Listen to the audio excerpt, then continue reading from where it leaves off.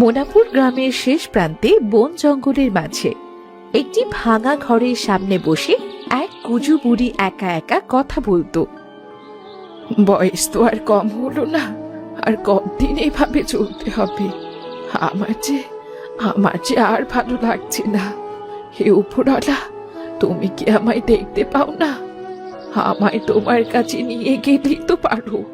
আমি চলে গেলে আমার জন্য কাঁদবার মতো তো একটা মানুষও নেই, আমি বেশ ভালোই জানি।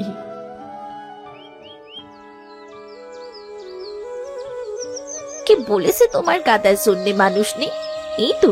এই তো আমি আছি। তুমি উপরে চলে গেলে আমার খুব কষ্ট হবে গো। যেখানে গ্রামের গোটা মানুষই আসতে ভয় পায়, সেখানে তুই রোজ রোজ কেন আসিস বলতো? তোর কি একটুও ভয় হয় না? কিসের ভয় হবে বলো তো? তুমি কি বাঘ নাকি সিংহ? তুমি তো আমার মতোই একটা মানুষ, শুধু চুলগুলোই পেকে সাদা হয়ে গেছে। শোন, তোকে একটা কাজের কথা বলি। রোজ রোজ এভাবে যখন তখন আমার কাছে আসবি না। কেন গো? আমি এখানে এলে তোমার সাদা চুলগুলো বুঝে সব কালো হয়ে যাবে? মজা করিস না, যা বলছি একটু বোঝার চেষ্টা কর। আমি যেখানে থাকি এটা কোনো ভালো জায়গা নয়।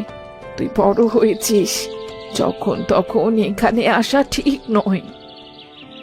হয়েছে, এবার চুপ করো তো বাবা।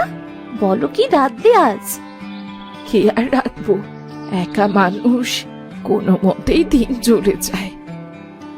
একা বলি কি তোমার ক্ষুধা পায় না নাকি? বুঝেছি, আজ তুমি কিছুই রাঁধুনি।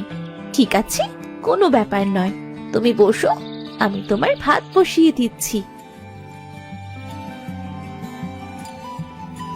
শোন শোন, তোকে রাখতে হবে না, ওদিকে যাস নে তুই। আরে, মেয়েটা কোনো কথাই শোনে না।